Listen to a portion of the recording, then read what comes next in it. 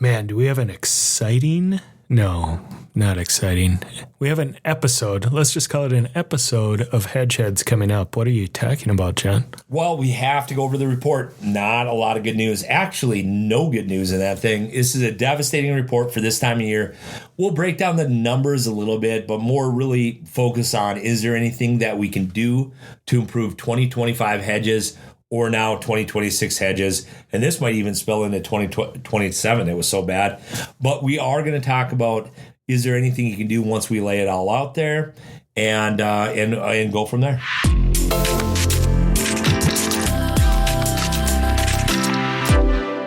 Welcome to Hedge Heads, where hosts John Prischmann and Ryan Tungseth discuss commodity markets, hedging, and anything related to trading futures. Remember, the risk of loss in trading commodity interests can be substantial. These are opinions only and not trading advice. While no one knows where the market's going, they're not afraid to share some ideas. Well, John, we had some fireworks today. You want to talk about the report, or should we just talk about fishing maybe and skip the report? That's probably better. Yeah, fireworks, the kind that tip over after like you launched one and then it launches at the crowd. Or when you hold that Roman candle the wrong direction. Yes, or firecracker in your hand. All the bad ways fireworks work. That's what happened.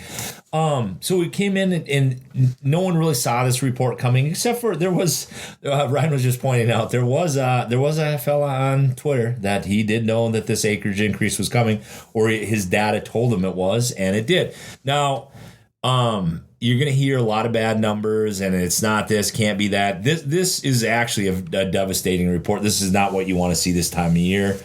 A lot of the numbers don't make sense. You know, the fact that they have 4.5 million acres since June, which is call it 4% more than there's ever been from June to January. The highest acres that they went up in, it was like 0.7% in 2012, meaning like nothing like this has ever happened. How they're collecting data, how they're relaying the data, nobody knows exactly what's changed, but these numbers are nowhere near what they used to be, meaning if you had a methodology and you followed and you could kind of come within an area where it's close to what the guess is, through hard work. Those days are gone. How they're going to have to figure out how they're gathering this data, because you're getting such substantial acreage increases past, midsummer. And that just has never happened in history, and that's what's made this one really hard.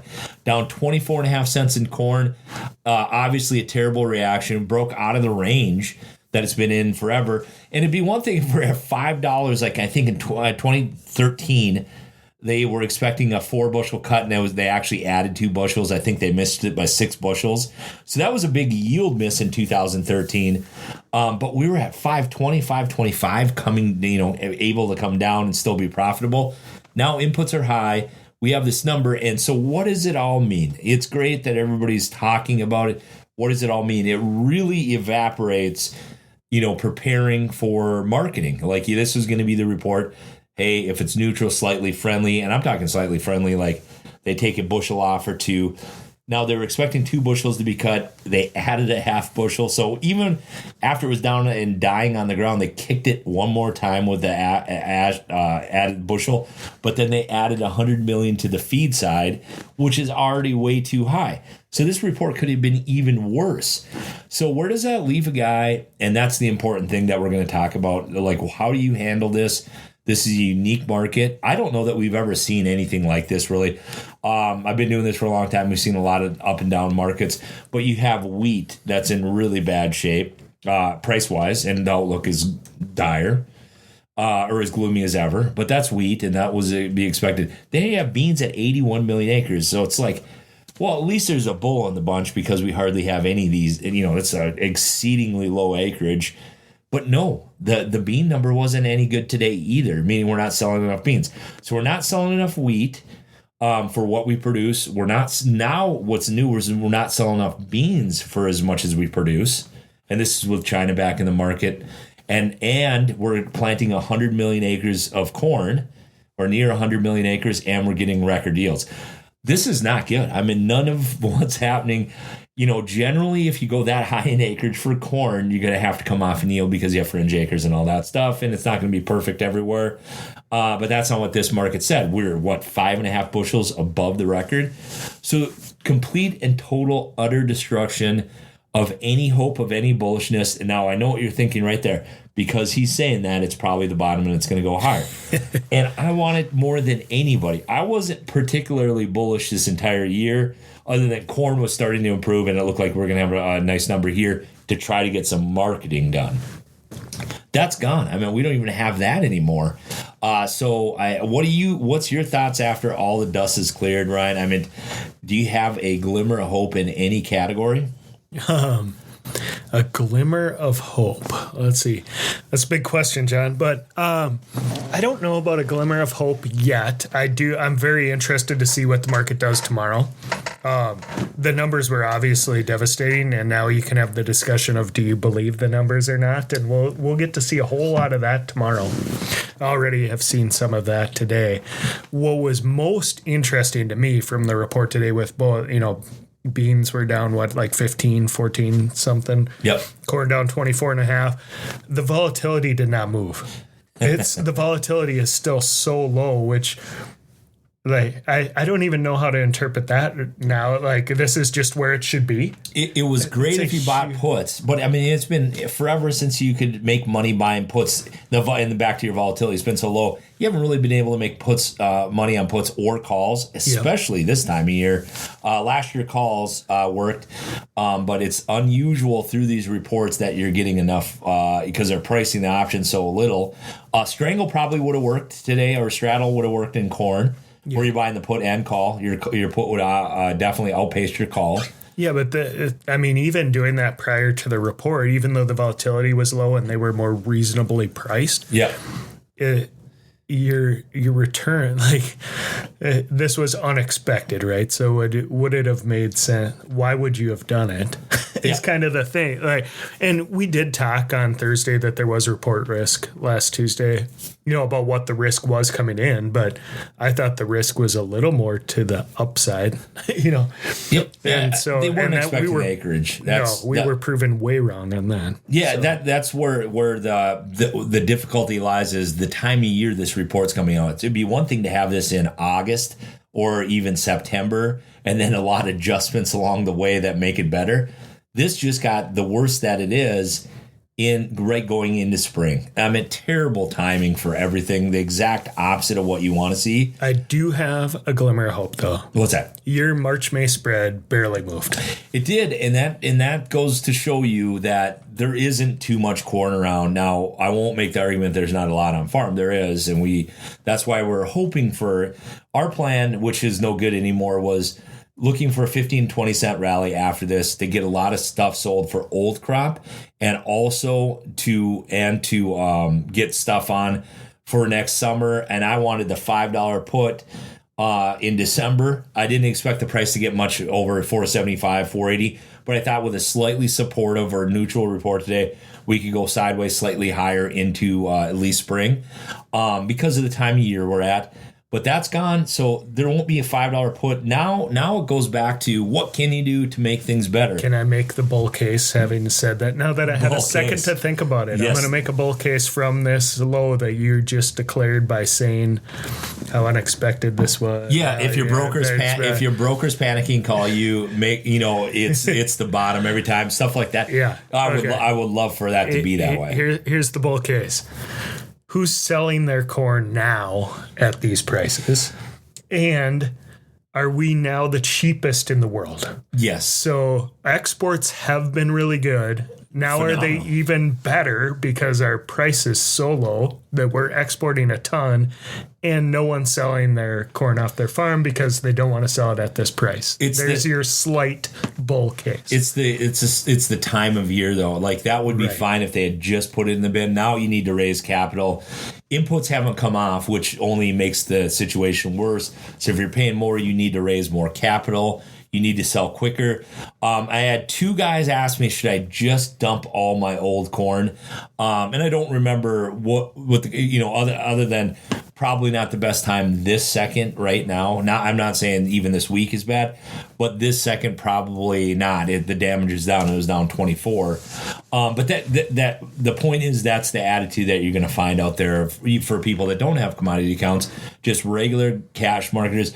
Do I just give up on this? This is the ugliest number that we've ever had at this time of year, I believe. Right. I don't know that we've seen this. I do remember, like I say, in 2013 when they added bushels instead of subtracting 4 bushels, which really put the market into a tailspin. But we fell down to 420 from 520. We're already at 420 right now. You know, right. 424. And that was over a decade ago, and 3 years. And obviously inputs have come up a lot more. So this is rough. This is going to be a rough road, but we'll start looking at stuff we can do. So I talked to you earlier, the puts, the $5 puts for new crop corn December. I think you can just forget about that for now. There were 53 cents pre-report, and I wanted them at 35, which you needed to go sideways, burn off some time. That would have gave you a 464 futures floor on new crop corn, and you're upside wide open. That's not going to happen right now at all. So what does the guy do for new crop or old crop? You're obviously, like Ryan said, and want to see what the price action does overnight. It could have even been one of these where they rejected that down 20, made a spike low, and we're only down 12. Didn't do that. This thing ended on the low. Beans behaved fairly good, and it didn't even have that bad of a number. We kind of knew exports were eventually going to get cut. We probably didn't have 290, and it was probably going to end up 340. We didn't want to be at 340 or 350 today for ending stocks. Right. But it was kind of like you looked at the numbers. This corn one blindsided everybody. Even if they would have took it down a half bushel and not added all that acreage, the market would have been disappointed, down 7, 8, bounced back, been down maybe 4 or 3, and they would have forgot about it 2 days from now. But you just can't forget that amount of corn around with that much in the bin, and now the end users just have to wait for it. There's no... For how long, John? Well, how long are we waiting? If it's not coming in fast enough, they'll raise basis a little bit. It's going to be this... It's a waiting game, and they're going to win. They did this last year with a lot less corn around, and they won no problem. They quit paying up in March, and then they had enough corn to get all the way through July. No problem. So that's really... It's just too bad that... we never were at a high price to protect, so a lot of people didn't have protection on, nor has buying puts through reports been a moneymaker. Right, not for a couple of years. It's been a long time. Maybe if you caught one kind of rogue report that I don't even remember, you might have had a good day or two, but it's bounced back fairly soon. This one just felt different. This one felt like it killed the market today. I don't know if you were watching the price action all day. It was just DOA. It was down 17 fairly quickly. Then things got worse. And then that's saying something when you're talking corn. At these low prices. Yeah, it is. And then the funds are in a net neutral position, maybe slightly long, like 89,000. I don't remember. Maybe they're short. It doesn't matter. But now you got to think of where they're going to park their money. Well, gold and silver going up, and I thought was maybe some of this going to spill over into eggs. That's going to be tough. Physical silver in the triple digits today, by the way, if you want to talk. Yeah, there was a lot of, we won't even get to that with the Powell with the old press release yesterday. But yeah, it's what can guy do? Well, you're going to have to pick up the pieces. You're going to try to figure it out, and that's what we're going to be tackling in the days ahead. But just know this is a devastating report. Yes, I hope this is a case of your broker panicking, and I'll have egg all over my face by midweek when corn's rallying sharply because everyone's wrong. But what you said earlier, that March, May at -8 shows no signs that there's too much corn around, and you're getting guys saying this isn't the right number, and that's correct. If you're correct in that generally shows up a year and a half from now. Right. It's not tomorrow. It's not a 0 days to expiration play to make. When they lay out a report like this time of year, it has devastating consequences, and it's exceedingly rare that they do this.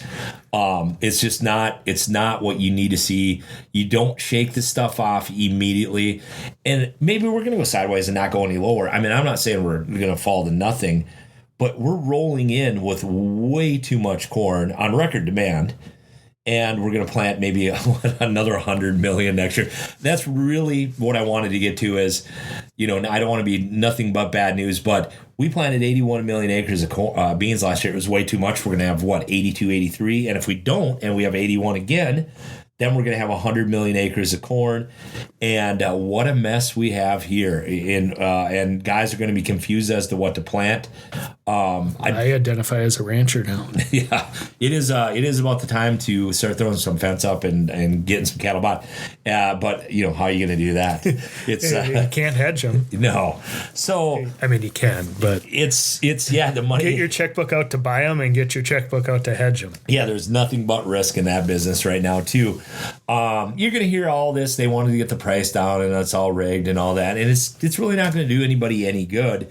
This report just took all chances away for even just really low risk hedging, just squeaking out some gains and locking that in, maybe setting yourself for summer. Now you're on your heels and you're hoping for something to happen. What's that hope? Well, the first thing that could happen is it could rain on South America's crop in April and ruin it while they're harvesting it, March, April. That is a long shot. That happened a few years ago, 2016, I think, or 15. And it did rally it in May, and that was soybeans. Of course, corn would follow. Then you're all the way into May for planting delays, and that's stretching it nowadays. And June, you know what I mean? We're already looking at summer to bail us out for old crop and new crop, and it's like, well, good luck with that. Just last podcast, though, John, you predicted a weather scare this year, and that's probably what it's going to take. Yeah, we do have some wonky weather. I mean, they say it's going to go to El Nino, but it is an unusual pattern, and generally you'll get a warmer, hotter, drier summer here, at least when you have a winter like this. When it's raining in January, it doesn't tend to be cool and wet. It tends to be warm and dry around here. We're already dry around the nation, but I wasn't even particularly bullish, but my bar was pretty low. I had earlier thought 472 was a possibility for March, and then I kind of lowered it last week to 462. I was hoping today's report was going to get it up there to where even if it was short of that, we could start moving this and move on from old crop. And now everyone's stuck with that. And we're stuck with a very unprofitable price, and we haven't even got close to planting in a year that we're not going to need anywhere near the acreage that we have planned. So I will say we've talked about the guys who were selling 27. They looking fairly smart now? No, that only went down, 7, 8 today. And even December 26th, you still can get within whatever, 8 cents, whatever it was down today, 8, 9 cents of where it was. It was an uninspiring price where it was, though. That's the problem is the very hard price to take when you have this much weather ahead. Then you throw this curveball in there, and it doesn't look good. It's hard to state how unusual this is to happen in January. Although it has happened, it's been the yield, and it's been far lower yields than this. So we had 186.5, I think, is the final yield, right? Yeah. And what was the previous record? 181 something. So we're going to be able to grow this kind of corn with this acreage, and it's a game-changing deal for ag. And we'll figure something out. I mean, by next episode of 5 different hot ideas, right?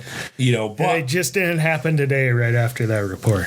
No, and it's like I'm just so used to this happening in the fall and then slowly getting better. That was the worst of it, or the summer. You don't usually have the worst one in January, especially when on the phone it didn't sound like it was 186.5.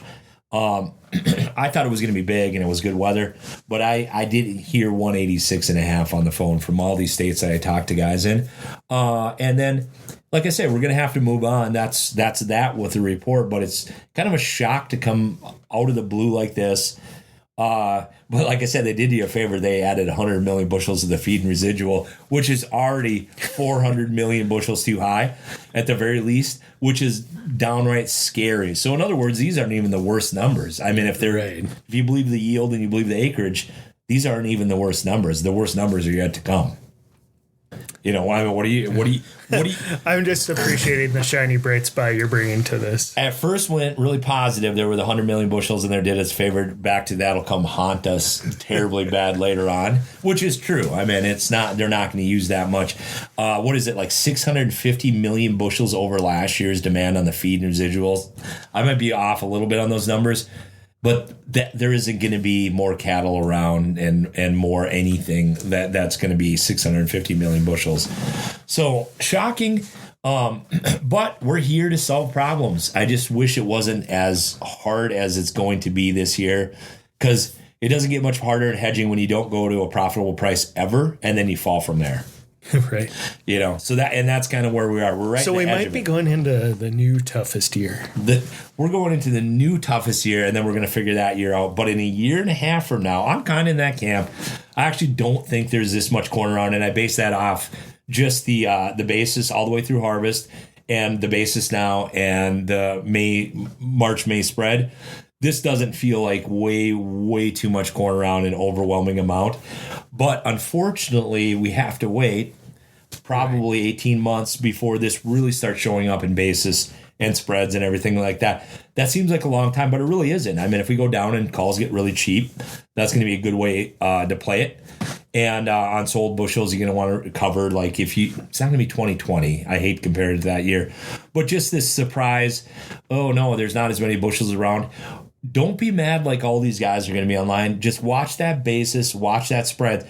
If the basis and spread start strengthening right now, it might start right now. So that's your key. Watch your basis and your spreads, and that'll tell you what direction it's going to go, you know, shorter term into longer term. Well, and watch that export number too. Yeah, honestly. watch that. We can get worse in exports last year, and the bar set really high this year. So it's like I say, we really have our back against the wall after that report. And you're going to hear all kinds of theories on why this came out this way, but just know it's a historical report, and it's going to be hard to dig our way out of it. We've had bad reports in the past, but this is one of the worst ones I've seen, just because, like I say, we have hardly any bean acreage, and it's still apparently way too much. And then, who wants to even talk about corn right now? And then wheat. People, I mean, every year there's a little less wheat planted by most people, and that trend's going to continue.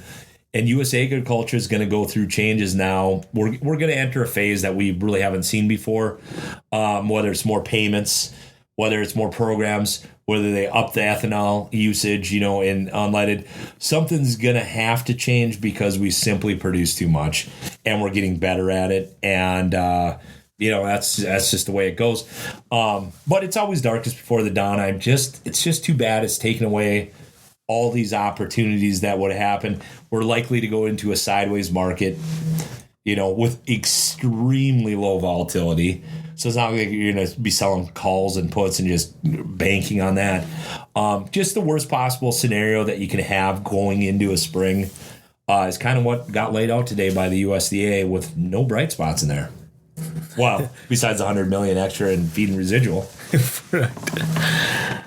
But we will be working on it. By this time next week, we'll have ideas.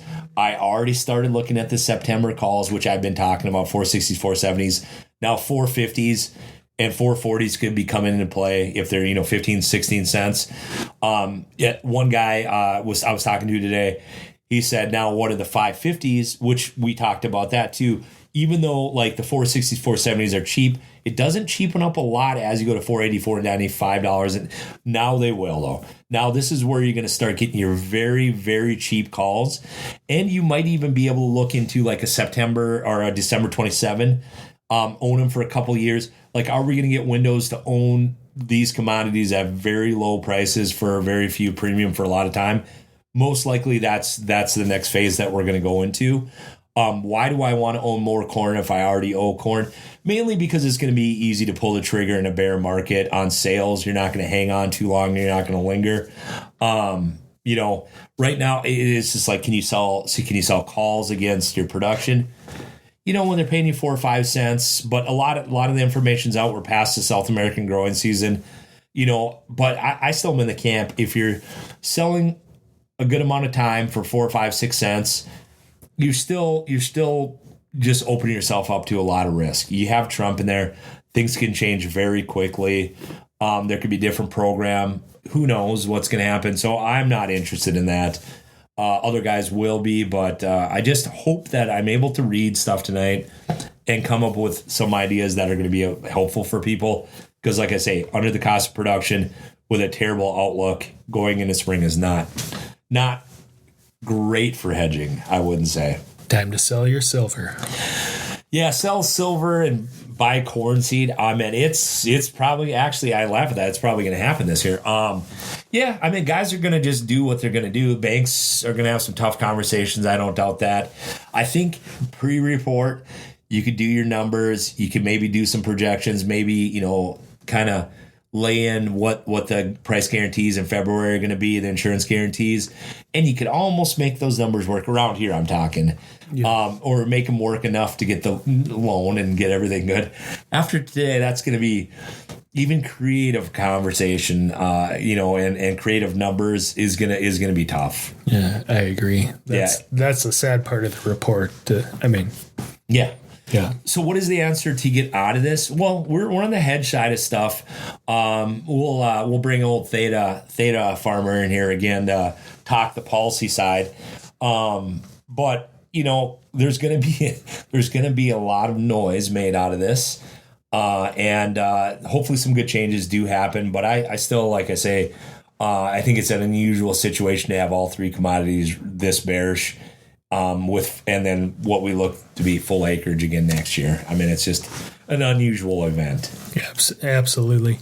Well, John, we better wrap it up there. Why don't you leave your number? Because in a day or two you're going to have some ideas and they should call you for them. Yeah, and then the Insider this Thursday. You're going to be around this Thursday, right? I am not here this Thursday, Ryan's so gone. You are on your own for the Insider Thursday, sorry. You probably will still be coming out. It might be later in the day on the Insider. So on the Insider, we'll have some stuff. And the guys subscribe to the Insider. Tomorrow I'll probably get back on. Hopefully we see a little bounce overnight. But this is where the rubber meets the road. You gotta try to get creative to make the numbers work. It just got a lot harder today. It was already hard. I'm gonna make a prediction, John, that there's gonna be enough change over the next 2 days that we're going to do a special Wednesday Insider. You're going to have an idea. There's going to be a change. Something's going to come around. It's just the way the markets work. Yeah, normally I'd rule against you there, but it can happen. I mean, you have administration here where things change very, very quickly, and you're one tweet away from being a completely different market at all times. Could use that tweet right now, so we'll see. And like I say, we'll look at other markets, other ideas, and then we'll have the whole U.S. weather ahead of us, which of course will hold some surprises too. I'm putting my whole account in crude oil. Yeah. Push all. It's not a recommendation. No, that's a tough market to get a handle on. But we'll talk maybe metals. We'll have a happier episode next time. But just know this is a historic report. Guys will try to downplay it, but don't kid yourself. They know that corn's out there in the bins, and now there's no reason to pay up for it until something changes. Absolutely. And your number, John? 218-731-1578. Thanks, John. Yes.